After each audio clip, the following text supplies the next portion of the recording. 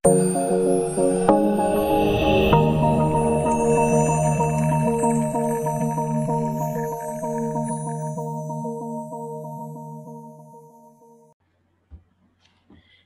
ketemu lagi di channel Belajar Bersama Pak Seno. Nah, kali ini kita akan membahas tentang elastisitas permintaan dan penawaran.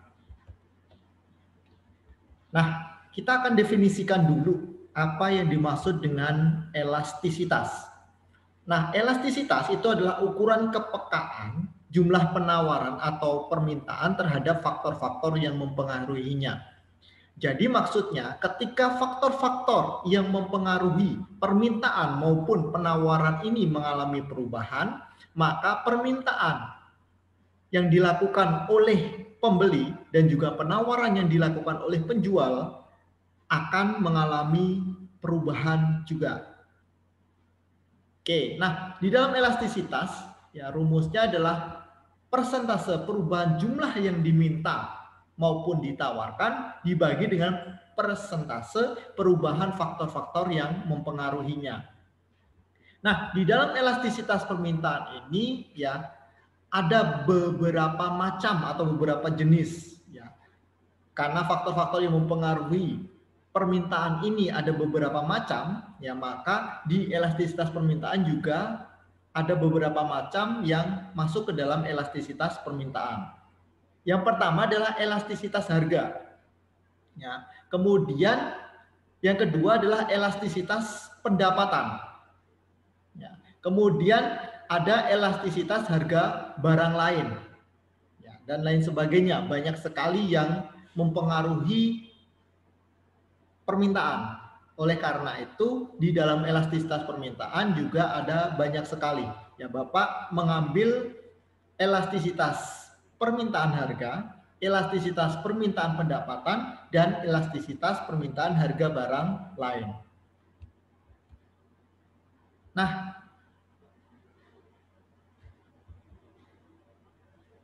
di sini ya untuk yang pertama ya, elastisitas permintaan harga ya, yang kita masih membahas tentang elastisitas permintaan. Nah, untuk elastisitas permintaan harga ya definisinya adalah menjelaskan perubahan jumlah barang yang diminta sebagai akibat perubahan harga.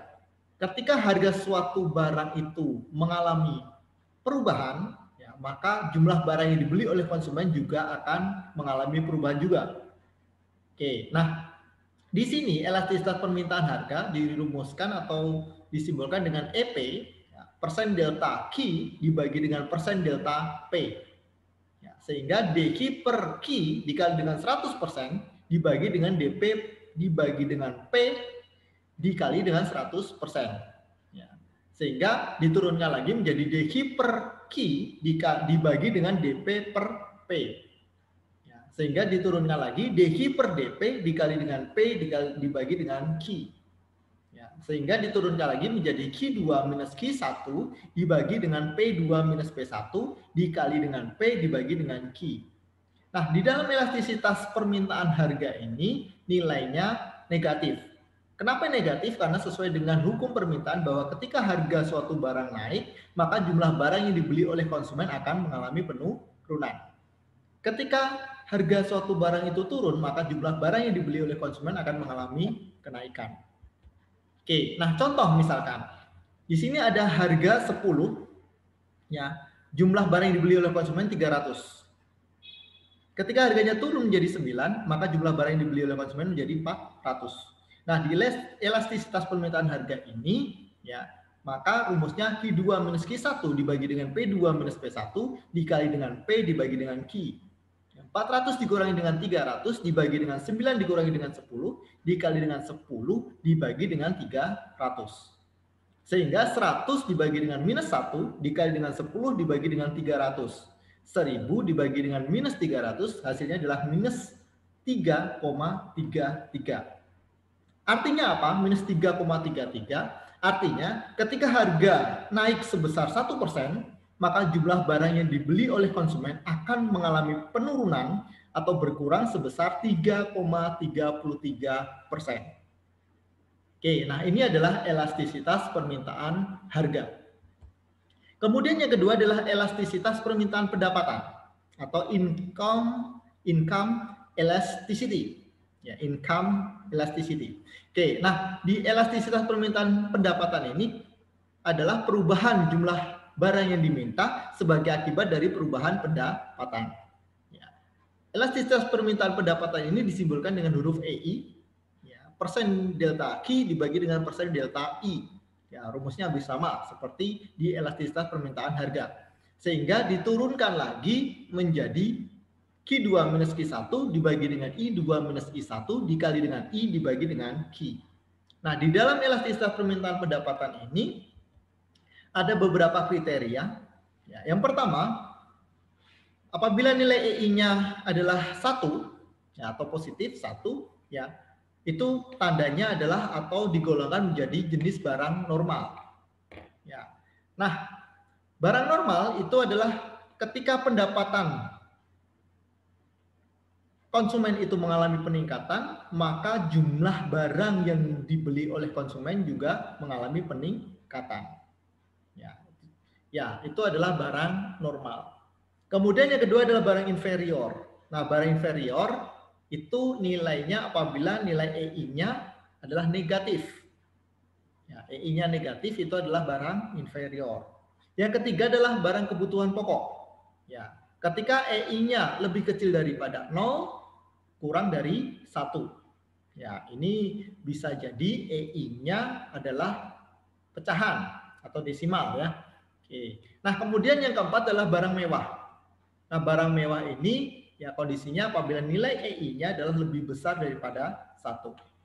Oke. Nah, untuk contohnya misalkan ada seseorang konsumen ya, dia pendapatannya 100.000 rupiah, jumlah yang dibeli 10 unit. Ya, ketika harga pendapatannya naik menjadi 200.000 rupiah, maka jumlah barang yang dibeli adalah 15 unit. Nah, elasticity of income ya, setelah dicari ya maka menjadi setengah ya. Elasticity of income-nya dengan menggunakan rumus yang tadi ya adalah menjadi setengah hasilnya. Ya. Nah, setengah itu termasuk barang kebutuhan pokok. Artinya apa? Adalah ketika pendapatan seorang konsumen itu naik sebesar 1%, maka jumlah barang yang dibelinya juga akan naik sebesar 0,5%. Nah, ini adalah elastisitas permintaan pendapatan. Kemudian yang ketiga, elastisitas harga silang atau cross elasticity of demand. Nah, artinya apa? Ketika jumlah barang yang diminta mengalami perubahan, ya, maka itu sebagai akibat dari perubahan harga barang lain. Sehingga elasticity cross elasticity of demand-nya atau ES-nya adalah persen delta QX dibagi dengan persen delta PY. Ya, DQX dibagi dengan DPY dikali dengan PY dibagi dengan QX. Ya, QX-nya adalah jumlah barang X yang diminta, QY-nya adalah jumlah barang Y yang diminta, PX-nya adalah harga barang X, dan PY-nya adalah harga barang Y. Nah, di dalam elasticity